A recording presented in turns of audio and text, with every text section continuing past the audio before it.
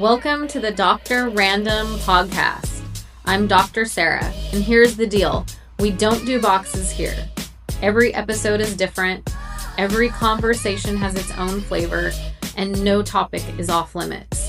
If you're looking for predictable, this isn't it. But if you want real conversations, honest takes, and a touch of intellect in the best way, you're in the right place. This is Dr. Random Podcast.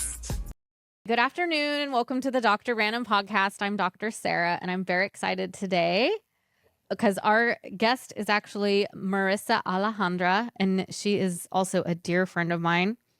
And Marissa, I'm so excited for this episode. So Marissa has been captivated by the magic of travel since childhood and inspired by evenings spent watching her dad's slideshows. And each image was a portal to an exciting new adventure.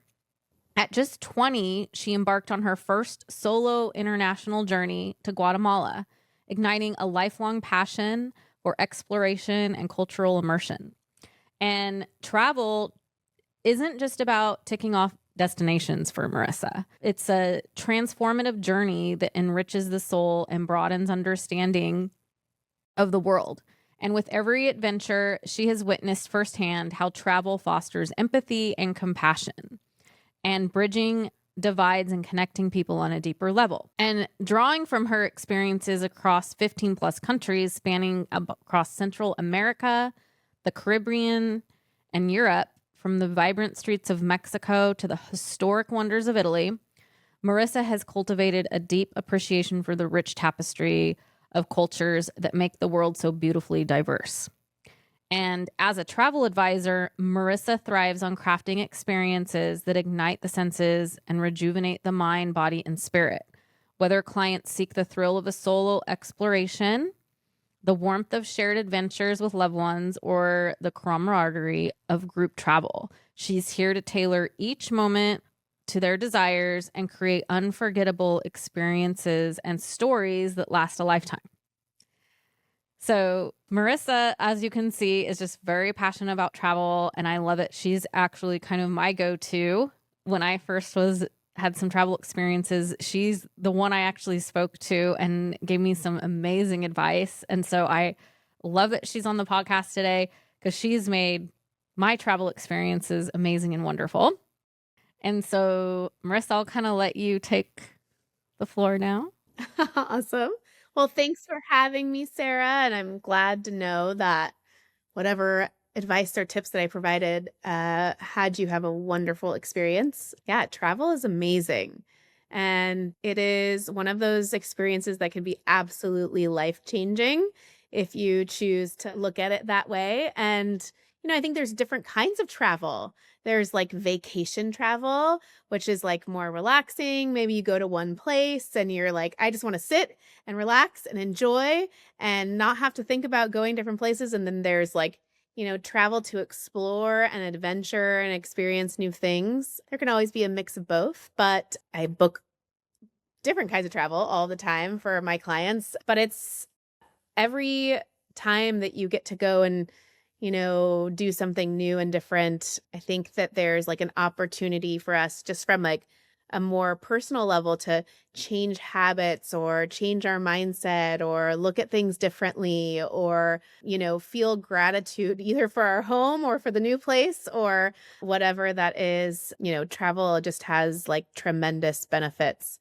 And really, like travel can be whatever you want to create of it. And I think that's the benefit of like working with an advisor is that you can say, okay, look, I want to go be into nature, or I want to like go relax, or I want to go like learn something new, or my interests are food, or, my interests are, sports or whatever that is. Right. And a travel advisor can really like help you go, oh, like they can go and do the research for you and connect with the people that they know to like really craft and curate an experience for you that you don't have to go and do all the work to do, right? Because it's actually, like there are some people who I know who like never work with a travel advisor because they love the process of researching and finding, but that's not everybody's thing, right? Like everybody doesn't have that like desire to project manage themselves into a trip. And so if you're not that type of person or you don't have the time to do that, then that's like the perfect opportunity to like connect with someone who does do those things so that you can enjoy your trip instead of being stressed before you go or, having to worry about all the details. But yeah, I think that I recommend traveling to everyone, to be honest. Like when they have Mm-hmm. the opportunity to really just like make that a part of something that they do before they die, Let's make sure that they like go see something different. And like, it's you can sometimes people don't know where to start either, like maybe it's their first time out of the country and they're like, I need a baby step.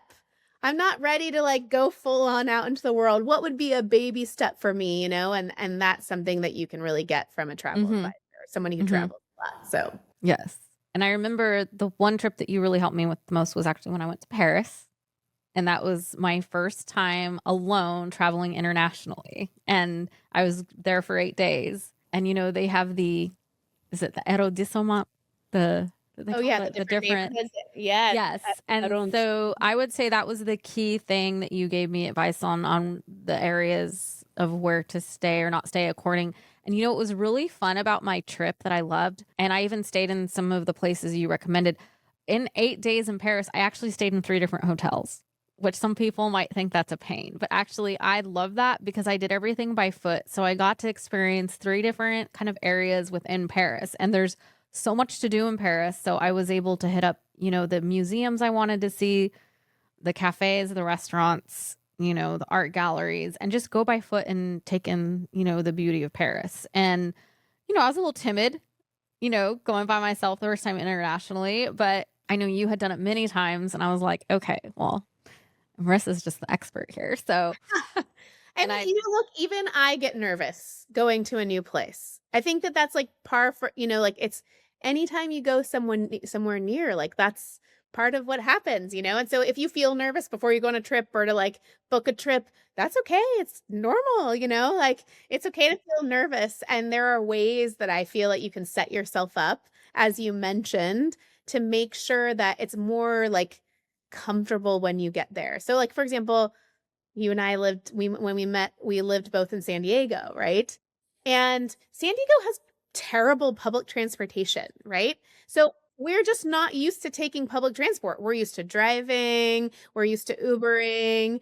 And so like the idea of like taking public transportation in a big city can be really intimidating when you're not used to it, right? mm-hmm. And so that's okay, right? Like it's about like finding the ways in the city that you're going to or preparing yourself to understand like ahead of time what to expect from Mm-hmm. the city that you're traveling to, like learning about the place or having someone help you learn about how to navigate those things before you get there so it Yes. takes some of the edge off, Yeah. Yeah. But it's totally normal to feel nervous. I totally do when I'm in a new city, But I think you're also right. Walking is such an incredible way to get to know a city. It is like, especially Paris is beautiful, like everywhere, but like it's a great way to like get yourself, to understand where you are and what's around you and like get used to the place. And so it is definitely like nice to stay. I really enjoy, and when I book for clients, I try to find a place that's within their budget that's also very centrally located to everywhere they might want to walk, right? Mm-hmm. Or Mm-hmm. everywhere they might want to visit. Because then it makes it much easier to like enjoy your experience because you're like, oh, I don't have to like worry about public transportation. I don't have to worry about getting somewhere. I can just Yeah. walk out my apartment door or walk out my hotel door and see like where I'm supposed to go and that sort of. And there's so many like little tips and tricks, like tools, like thank goodness you've got like, GPS and maps and all these things you can use these days. You don't have to pull out a paper map anymore. Yeah. And I know we were going to kind of touch on something I've been talking to you about was kind of almost like planning a trip. Like, say you want to hit up Rome, Milan, Lake Como in Switzerland, which you actually said is very doable with a certain amount of time, right? And like, for instance, say somebody approached you and said, I want to visit all these places. And you would probably do you want to kind of go over of what you would do for someone who came to you for travel advice on something like that? Yeah, absolutely. I think that the first place that I always start is with flights.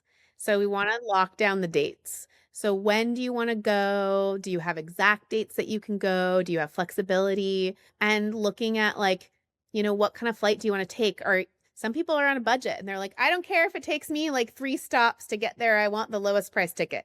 And some people are like, I want the direct, like for me, I like the direct overnight so I can sleep on the airplane, like Mm-hmm. arrive in the after, whatever it is. Like, what is the ideal time and flights? And thinking about like, do you have kids and do you want to check your luggage and like how much luggage do you plan to take? And really like that first step is locking down the dates and getting your flights booked. Because once you do that, it's real. You have to do all the rest of the pieces. But that helps also to make sure that whatever activities that you're doing or museums that you're doing or hotels are available, like those are the things that, without dates, you can't really put in the exacts and kind of figure out the Mm-hmm. itinerary until you have that. So Mm-hmm. usually, I mean, that's the first thing I lock down. Of course, before even doing that, I like to connect with the person who I'm booking travel with, ask them about what kind of experience they want to have. Are they foodies? Do they like history? Do they like art? I know you like art. Are they into fashion? Like, do they want a nature filled experience? Do they want to be outside? Do they want to, relax and be peaceful? Or do they want to Mm-hmm. adventure and explore? You know, Mm-hmm. finding out all those things so that we can put together like the perfect itinerary is really like it's a conversation that I get to have with people like before they go. So, I know that you like art.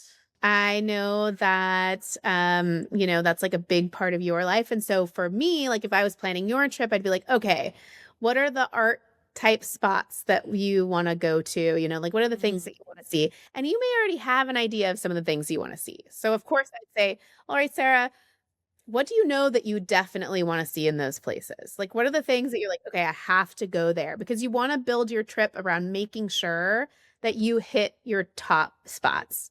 And then after that, we can figure out like hotels and places like around those areas or in the best areas of town. And, also adding in other little items or things that are worth seeing while you're there. Yes. But yes, all those places are very easy to get to all at one time. Okay. And I know you've been to these places too yourself. So that's what makes you also credible. You've done a lot of travel I've yourself. spent a So, lot of time in Europe, yes.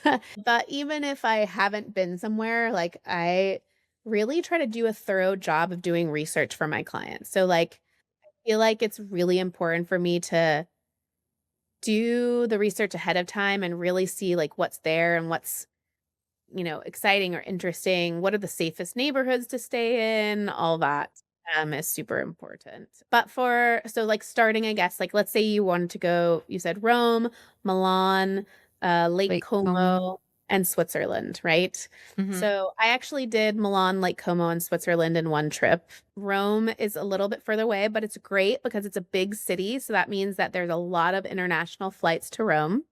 So my recommendation is to fly in and out of the city that you want to visit that's biggest, right? Usually that's just from a budgetary perspective. You don't have to do that. You can always search to one-way flights. Sometimes there are deals when you buy round trip flights. Sometimes there's not. So sometimes it's Mhm. worth just finding, the one ways. So you could like maybe fly into Rome and out of Milan. But, it really just depends on what's the budget.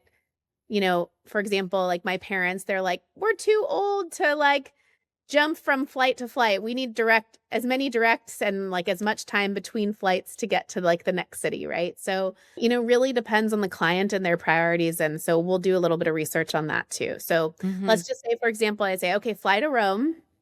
And Rome has a lot to see.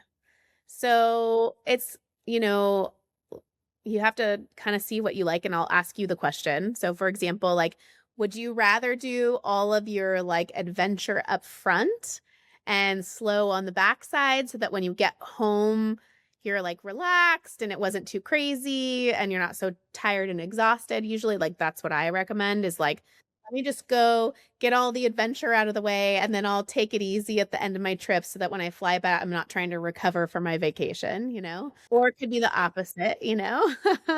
Where you're like, I need a few days to collect myself and I want to be chill the first few days and then go, go, go. So my recommendation would be to fly into Rome or fly in and out of Rome. And for you, you're an art lover, and I feel like, you know, a historian, and of course, Rome has lots of good food. There are some really great areas that are really, really fun. So I went to Rome in April, and I stayed near the Borghese Gardens. Okay. So Villa Borghese, and that was like kind of like north of everything. It was great. I could walk to the Trevi Fountain, I could walk to the Spanish Steps, I could walk to the gardens. It was clean and beautiful, and I loved it. It's a little bit of a walking distance, but totally doable to walk if you enjoy walking to like the Vatican. And obviously, as an artist, I am sure that you would want to visit the Sistine Chapel. Yes. High on the list.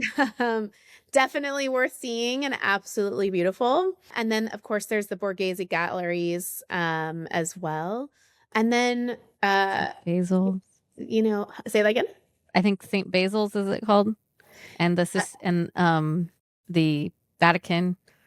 The Vatican, yes, St. Peter's Basilica Mm-hmm. is where you would want to definitely, like, absolutely beautiful. Those are like kind of like the top tourist destination in Rome is the Vatican, St. Peter's Basilica, and the Sistine Mhm. Chapel. And you do have to book your tickets in advance.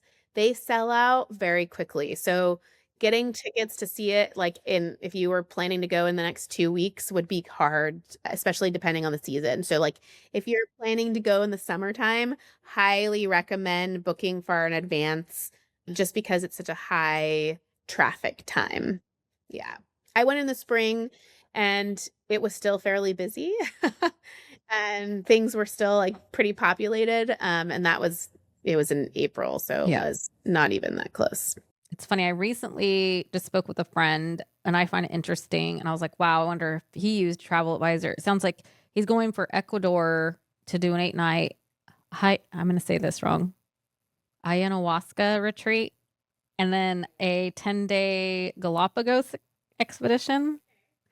And I'm like, wow, that sounds amazing for travel. And, you know, one of my bucket list travel things is actually also a safari. Nice. But I want to do a safari. But it's just so fun talking about travel because, and you know, something I have done with you in the past are your intention setting workshop. Yes. And that's something I do want to also mention about Marissa. That's amazing. Every year in January, I attend her intention setting workshops. And it is amazing how we sit there and write things down and manifest things in our lives. And I can look back, you know, and sometimes I feel like, and you know how this works, sometimes things don't happen right away. Sometimes it's timing. Like you could look back on something 2 years later or a year later. It just really is about, you know, how everything comes together. But it truly amazes me how these intention setting workshops really actually work. And I feel like with travel, it's huge because, you know, you set your intention, you start to say, oh, I want to go here. I'm going to manifest. I'm dreaming about going to this location. And you think of this dream vacation. And I don't know if you want to talk a little bit about that too. That the intention settings? Mhm. Sure. Yeah, absolutely. So, gosh, I have many interests. And one of them, and for the last, gosh, I don't even know, I think it's like 13 years, every year, I gather my friends together and we sit down and we reflect on the year before and we set intentions for the next year. And these intention settings are so powerful. People come back every year. I've got the same group of people who are like, are you doing it again? Like, I want to do it again. Because there's something that happens when you think the way that you kind of like work through, I have a bunch of questions that you ask yourself as you reflect that has you like really create like what you really want, right? And it's not coming from this place of like, so like if intentions are different than goals, just for everybody who doesn't know, like an intention is like an energy or a feeling that you want to have. So like an emotion that you want to experience. So for example, if your intention might be to like experience awe, or it could be to experience adventure, or it could be to be at peace. And so when you set an intention, you'll begin it, you can utilize it kind of like as a guidepost to make decisions over the next year, right? And say like, okay, like, well, I had the intention of being at peace or at ease. Like, what would I do if that were my reality? And you're like, well, I want to book a trip to Switzerland and go to the Four Seasons spa or something, right? Or I want to like experience adventure and magic or something, and I'm gonna go to Rome and read my book on a balcony or of a, coffee shop or something, right? And so it's just kind of like a guidepost essentially. And people always Yes. come back and they're like, "Oh my gosh, all of these things that I asked for, showed up that really fulfilled on that intention." And Mm-hmm. it's just a really fun process to get excited and inspired about the year, right? And Yes. it's super, It's a great way to start the year. yeah. And sometimes travel comes up, Yes. and there's also like, you can do vision boarding, and I have a very specific way to vision board. And one of them is just to like flip through magazines and like see what stands out to you and like grab something and put it on the board. And it definitely, some like it happens. Like one year I was just like, oh, this looks nice and this looks nice and this looks nice. And then I spent a year in the south of France and I was like, oh my God, like this was on the board and I had no intentions of even like I didn't even think about what it Uh-huh. was, you I know? know it's amazing how that works. And I also think that even with, I feel like I'm still setting the intention of romance in my life, but we'll see when that will Sometimes it happen. doesn't But happen that fast. yeah. But yeah, it's I just think that travel is so special, and like I feel so blessed cuz even though I was studying abroad with art, for my MFA and my master's in fine art, which I actually just completed and passed my final defense. So yay. Congratulations. Took a long time, but got it done. And I'm excited cuz that in a way to me is intention. It's setting up more opportunity for me, which is already kind of opening up, which is awesome for this year. So I'm excited for the opportunities that are happening between having now my MFA and my, doctorate. And it's really exciting. But yeah, I just want to encourage like people to listening, like, I feel like having somebody who you trust and who you can go to, because it does help, to figure things out with traveling. You don't want to go spend all this money on a plane ticket and be abroad and not have a plan. In my opinion, I've actually been complimented on that. I do so much when I travel abroad. Like I try to hit off at least two or three things a day that I want to see, because I feel like, you're here, just do it. You might feel tired or whatever, but I feel like you get energy from it when you're doing it. It's amazing how, you get energy from seeing all this stuff. It's so exciting. But yeah, I love travel. And I feel like once you get the travel bug and you travel, you don't want to stop. You want to keep exploring. True.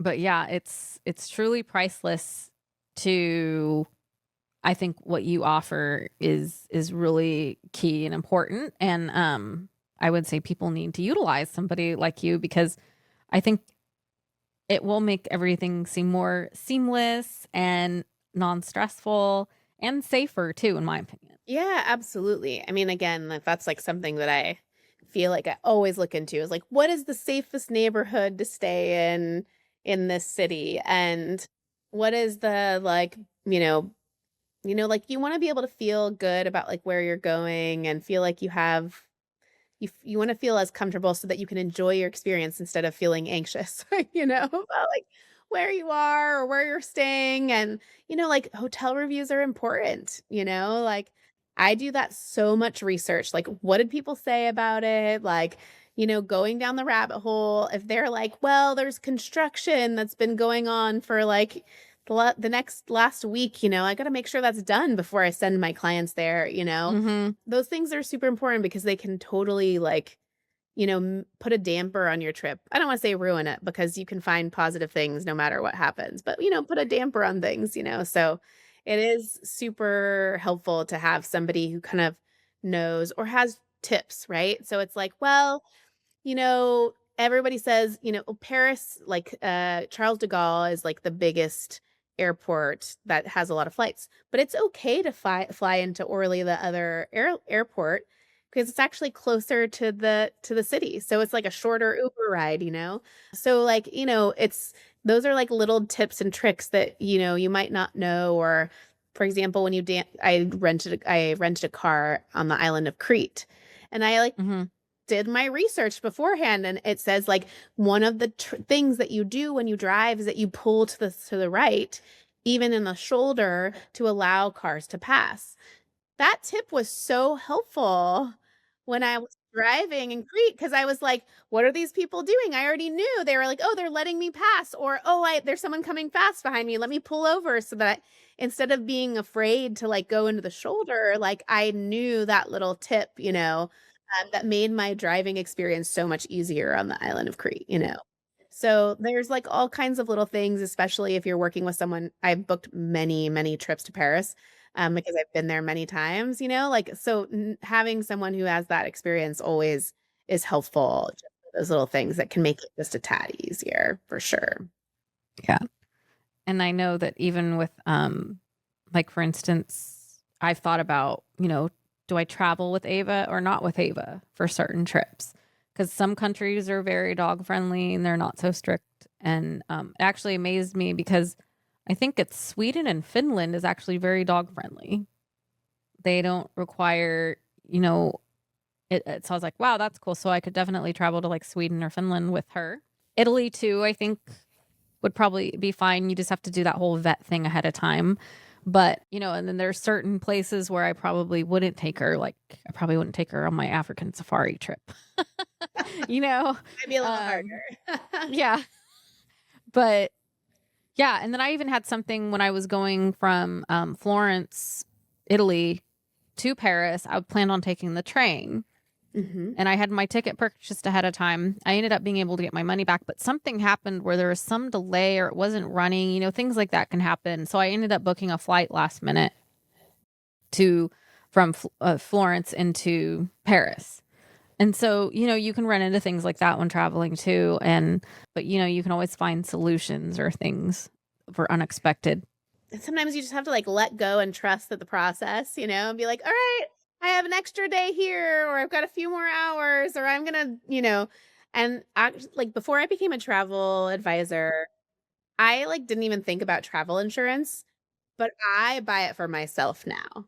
Like, I am all about travel insurance now, and it's like, and I can, if somebody was interested in that, I also can book travel insurance, but it gives you peace of mind, especially for certain things, like when you're traveling to a bunch of different cities. So, like, if transportation gets canceled or something like that, you can get your money back.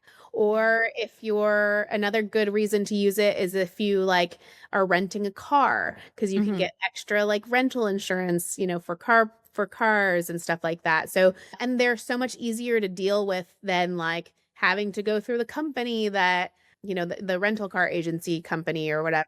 And so, my dad had a backpack and the backpack broke, and like he was able to get his insurance to pay for the backpack strap to like get fixed. Like, just like all kinds of things, like little things that you're able to like, just in case like something occurs, that you're able to, you know, you don't have to worry so much. Like, it gives you like a little peace of mind, especially when you have lots of tickets or lots of things that you purchased ahead of time that are not Hmm. refundable. Hmm. Great thing. It doesn't work Yeah. for refundable things, like Yeah. obviously, like, but for non-refundable things, it's such a really, it just like has provided me with so much peace of mind. Yes. In case something, there's an airport strike or something, like these things happen, and travel insurance is there to support you to not feel like you're having to spend tons of money or stuck somewhere. Yeah, totally. And is there anything else you want to share with your travel advising today with everybody that you'd want to share with everyone?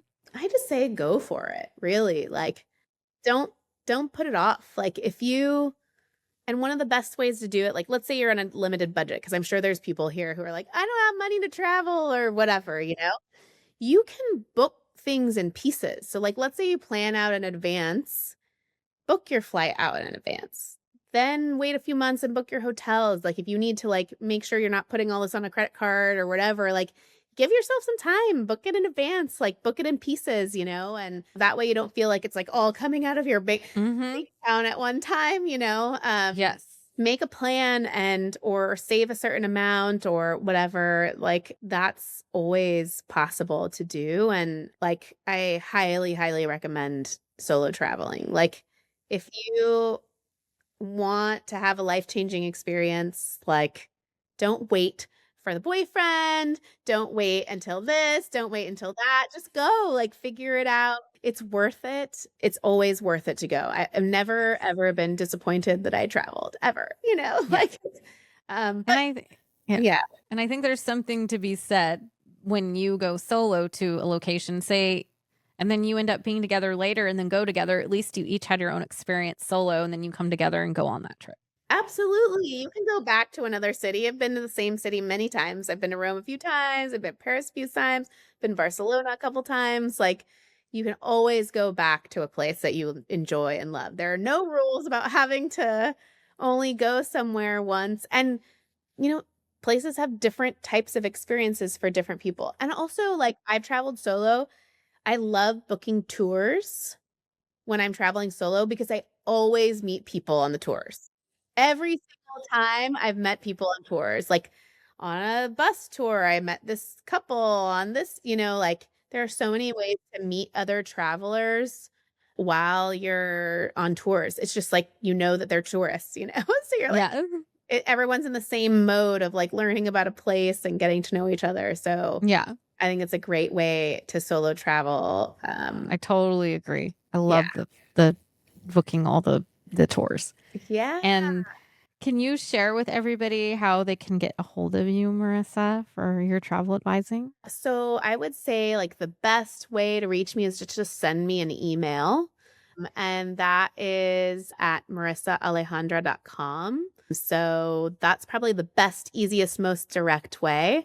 If someone wants to reach out to me and book something like via and like learn a little bit more, you can go to foratravel.com/advisor /Marissa-Alejandra-Molina. So I'll give you the links. I'm sure you can put it in the show notes for people. That's the best way to kind of look at some of the places in my reviews with some of my clients. And that's the best way, I think. Absolutely. Well, thanks for having me on. Yes. Thank you so much for coming on today. Thank you for the Dr. Random podcast. And yes. And yeah, I'm sure I will be connecting with you soon about some upcoming travels that I want to do myself. So absolutely. Yeah. And hopefully we'll do a trip together at some point. Yeah. We'll make it happen sometime. Yeah. Awesome. All right. Well, thank you so much, Marissa. And thanks everybody for listening, and ciao.